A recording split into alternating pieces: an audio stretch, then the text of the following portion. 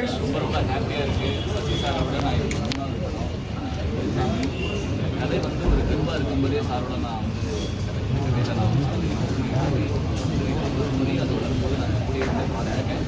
எல்லா படமும் பண்ணதில் ரொம்ப ரொம்ப ஹாப்பி.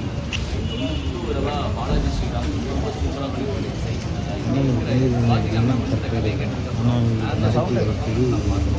கண்டிப்பாக இது கிடைக்கும். நான் நிறைய சொல்லியிருக்கேன். உண்மையாக அமைஞ்சதில் ரொம்ப ஹாப்பி. மக்கள் இதை கொண்டாடுறாங்க. நீங்களும் இதை கொண்டு போய் சேர்ப்பீங்கிற நம்பிக்கை இருக்குது. எல்லாருக்கும் பிடித்த ஒரு படமாக இந்த வருஷம் மிகச்சிறந்த படமாக வருங்கிற நம்பிக்கை இருக்குது.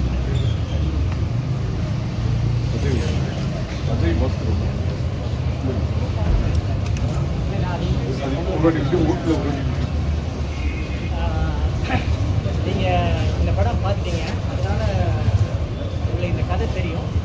ஒரு பையன் தன்னுடைய அம்மாவை மனுஷியாக மதிக்க ஆரம்பிச்சான். அதனால் அந்த அம்மாவுக்கு நல்லது நடக்கும். ஓகே, நாம் தெய்வமாக பார்க்க ஆரம்பித்தோன்னா நமக்கு தான் நல்லதாக நடக்கும். ஸோ மனுஷியாக பார்த்த முதல் மனுஷன் இந்த ஒரிஜினல் படம். இவருடைய கதையை தான் நான் எடுத்திருக்கேன். இவர் தன்னுடைய அம்மாவுக்கு என்ன பண்ணார், அது ரியல் லைஃப்பில் பண்ணுறதுங்கிறது நம்மளால் நம்ம படத்தில் பார்க்குறதுக்கே பயமாக இருக்குது. இல்லை பிரமாண்டமாக இருக்குது, எப்படி பண்ண முடியும் அப்படின்னு. 2018 17 2 வருஷம் போராட்டத்துக்கு அப்புறம் 19 அம்மாவுடைய மேரேஜ் முடிச்சிருக்காரு. எவ்வளோ கஷ்டப்பட்டிருப்பார், எவ்வளோ எதிர்ப்பு இருந்திருக்கும், எவ்வளோ அது அம்மாவுக்கும் மகனுக்கும் இடையே எவ்வளோ போராட்டம் இருந்திருக்கும். இதெல்லாம் நடத்தி காட்டுவது இந்த பாஸ்கர். அவருடைய நகல் தான் இந்த பாஸ்கர்.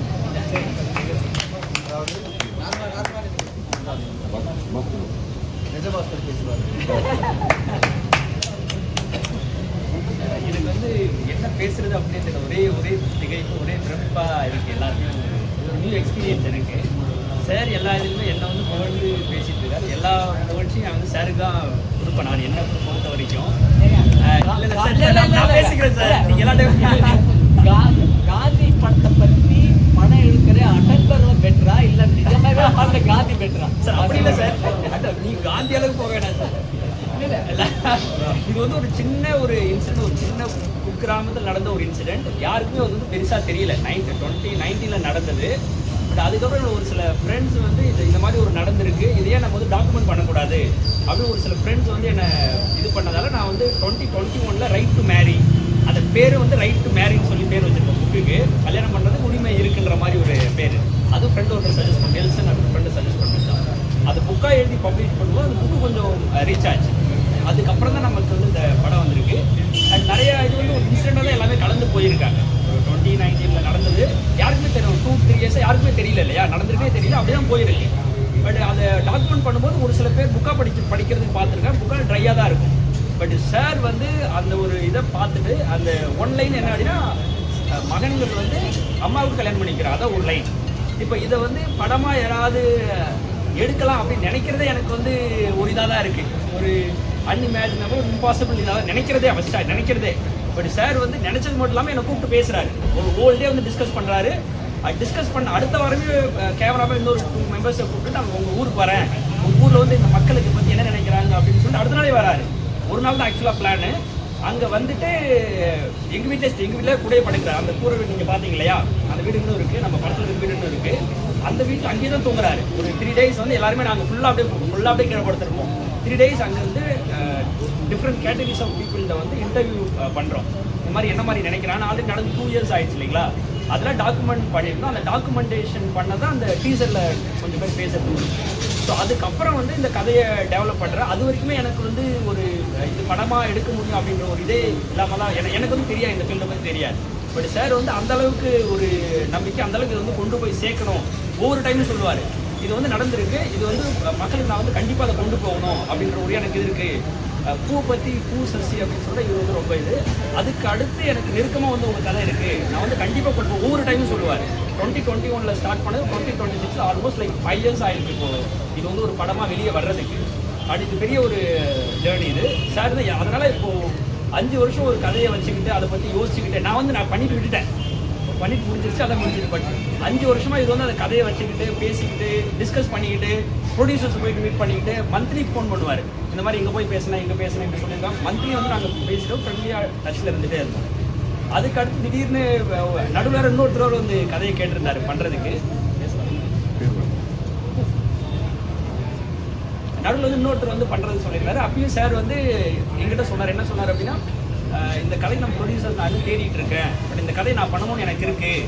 ஆனால் வந்து என்னால் எப்போ பண்ண முடியுமா இல்லையான்னு என்னால் தெளிவாக சொல்ல முடியல. நீங்கள் எதாவது பண்ணணும்னா பண்ணுங்க அப்படின்ற மாதிரி சொல்லியிருந்தாரு. சார் வந்து சார் நீங்கள் தான் சார் இந்த கதை நீங்கள் பண்ணுங்கள் சார், உங்கள்கிட்ட தான் சார் இருக்குது அப்படின்ற மாதிரி இது பண்ணிட்டு அதுக்கப்புறம் தான் ஒரு 2024 வந்து ப்ரொடியூசர் ஒருத்தர் ஓகே பண்ணாத சொன்னார். அதுக்கடுத்து படம் வந்து வந்திருக்கு. இப்போது இந்த படம் வந்து ஒரு கதை வந்து ஒன்லைன் இது, பட் இது அந்த அளவுக்கு மக்கள் ரசிக்கும்படியாக கலர்ஃபுல்லாக என்டர்டைனிங்காக வந்திருக்கிறது, கமர்ஷியலாக வந்திருக்கிறது ரொம்ப ஒரு இது. எனக்கு நான் ஃபஸ்ட்டு பார்த்த உடனே அந்த அளவுக்கு எனக்கு ஒரு இதாக இருக்குது. அதனால் எல்லா புகழுமே வந்து சாருக்கு தான் போகும். அவர் தான் வந்து 5-6 வருஷமாக அந்த கதையை வச்சுக்கிட்டு கொண்டு வந்து இந்த அளவுக்கு கொண்டு வந்து மக்கள் ரசிக்கும்படியாக கொண்டு வந்து கொடுத்துருக்காரு.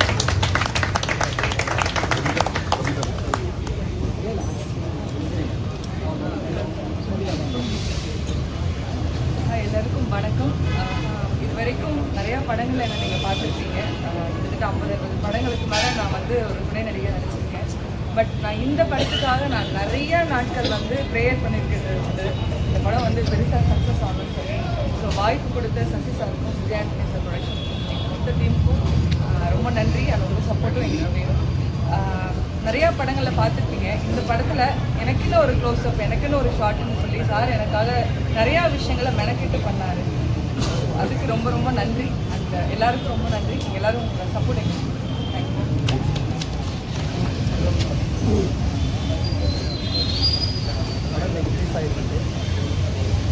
ஆடியன்ஸ் வந்து அடுத்த இசைக்காரருடைய சார்ந்து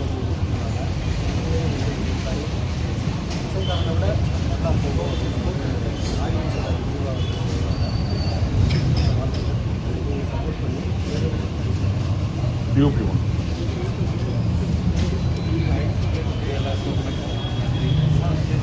என்னோட ஃபஸ்ட்டு டெபியூ மூவி. வாய்ப்புக்கு ரொம்ப தேங்க்ஸ் சார். படம் எல்லாம் வந்து பார்த்துருக்கீங்க, சப்போர்ட் பண்ணுங்க.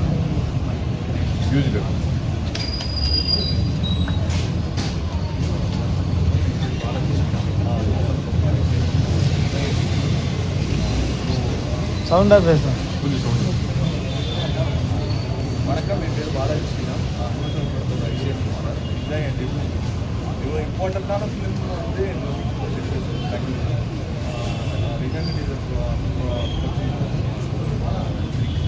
படம் நீங்கள் எல்லோரும் பார்த்துருப்பீங்க. எல்லா இடத்துலையுமே ரொம்ப பாசிட்டிவான எல்லாருமே நிச்சயமாக படம் பார்த்து சப்போர்ட் பண்ணுவோம்.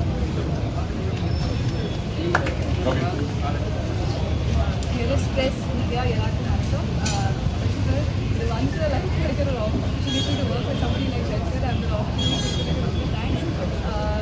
இது ஒரு ரொம்ப இம்பார்ட்டண்டான ஒரு விஷயம், ஒரு ரொம்ப என்டர்டெய்னிங் அண்ட் ப்ரொஃபஷனல் சொல்லியிருக்காரு. Please spread the message. இது வரைக்கும் கொடுத்த சப்போர்ட்டுக்கு ரொம்ப நன்றி. Thank you again. எல்லாருக்கும் வணக்கம். இந்த படத்தில் நான் விவேக் என்ற ஒரு ரோலில் பண்ணியிருக்கேன்.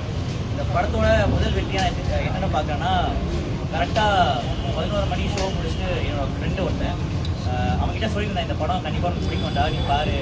ஏன்னா அவனுக்கு அப்பா இல்லை. ஸோ அவன்கிட்ட சொல்லிட்டே இருந்தேன், ரொம்ப ஹைப் ஏற்றிட்டே இருந்தேன். அவனும் ஒருவனா என்ன இவ்வளோ சொல்கிறீங்கண்ணா அப்படின்னு சொல்லிட்டே இருந்தான். இன்னைக்கு அவன் 11 o'clock ஷோ முடிச்சுட்டு அவன் ரொம்ப கலகலன்னு பேச ஒரு பையன். அவன் ஃபோன் பண்ணிட்டு ஒரு 4 செகண்ட் அமைதியாக இருக்கான். அமைதியாக இருந்து அவள் அழுது, அழ வச்சிட்டிங்கண்ணே, என்ன சொல்லுன்னு தெரியலண்ணே, எல்லா டைலாக்ஸும் அந்த படமாகவே என்னை ரொம்ப ரிமோட் பண்ணிட்டுருந்தேன்னு சொல்லிட்டு அவன் அழுதான். ஸோ அதுதான் நான் இந்த படத்தோட முதல் வெற்றியாக பார்க்குறேன். அண்ட் அந்த படத்தில் நடந்த மாதிரி ஒரு நம்ம அம்மா கிட்ட தானே உரிமையாக கேளு அப்படின்னு ஒரு டைலாக் வரும். அந்த படத்தை வந்து அவன் மாமா ஒரு 3 பேர் சேர்ந்து பார்த்துட்டாங்க. படம் முடிச்சுட்டு அவங்க மாமா அவங்ககிட்ட அந்த கேள்வி கேட்டான்னு சொன்னான். அது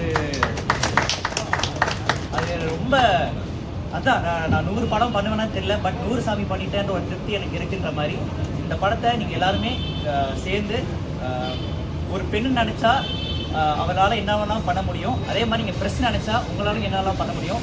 கண்டிப்பாக அது நல்ல முறையில் நீங்கள் பண்ணுவீங்க நான் நம்புகிறேன். அண்ட் முதல் முறையாக எனக்கு தனிப்பட்டு நான் நல்லா நடிச்சிருக்கேன்னு சொல்லி ஒரு விஷயம் வந்து ட்விட்டர்லேயும் சரி வேர்ட் ஆஃப் மவுத்லையும் சரி எல்லாரும் பார்த்து சொல்லிட்டு போகிறது இதுக்கு மேலே எனக்கு என்ன வேணும்னு தெரியல. கண்டிப்பாக அடுத்தடுத்த படத்தில் நான் திருப்தி பண்ணுவேன். அண்ட் சசி சாருக்கும் விஜயனி சாருக்கும் நான் எவ்வளோ கோயில் போனாலும் அது தீருமா தெரில, என்றைக்குமே அவங்களுக்கு ரொம்ப தேங்க்ஃபுல்லாக இருப்பேன். அண்ட் சுவாசிகா மேம், அதான் எனக்கு இந்த படம் எவ்வளோ முக்கியமோ, இப்போ எனக்கு எதுவும் கிடைக்கலாலுமே அவங்களுக்கு இந்த படம் நல்லபடியாக வந்து அவங்க ஒரு கிரேட் லெவலுக்கு போகணுன்ற ஒரு ஆசை நான் எந்த கோயில் நான் வேண்டிகிட்டே இருந்தேன். ஸோ அது இப்போ நடக்குதுன்னு நினைக்கும்போது எனக்கு ரொம்ப சந்தோஷம். அண்ட் அஜய்க்கும் இது ஒரு முக்கியமான படம். அண்ட் நீங்கள் எல்லோரும் பார்த்துட்டு என் ஃப்ரெண்டு கால் பண்ணி சொன்ன மாதிரி நீங்கள் உங்கள் ஃப்ரெண்ட்ஸ்கிட்டேயோ உங்கள் ரிலேட்டிவ்ஸ்க்கு கால் பண்ணி உங்கள் ஃபேமிலியாக வந்து இந்த படத்தை வந்து பார்ப்பீங்க நான் நம்புகிறேன்.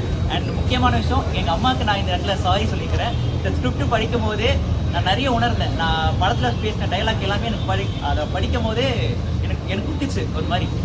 நீ உங்கள் அம்மாவை நீ மனுஷியாவே பார்க்கலையான்ற மாதிரி ஒரு ஃபீல் வந்துச்சு. ஸோ இவ்வளோ பேர் முன்னாடி நான் எங்கள் அம்மா கிட்ட மன்னிப்பு கேட்குறேன். கண்டிப்பாக இந்த படம் பார்த்துட்டு எல்லா பசங்களும் அவங்க அம்மாவை அம்மாவா இல்லாமல் ஒரு நல்ல மனுஷியாக பார்ப்பாங்கன்னு நான் நம்புறேன். தேங்க்யூ.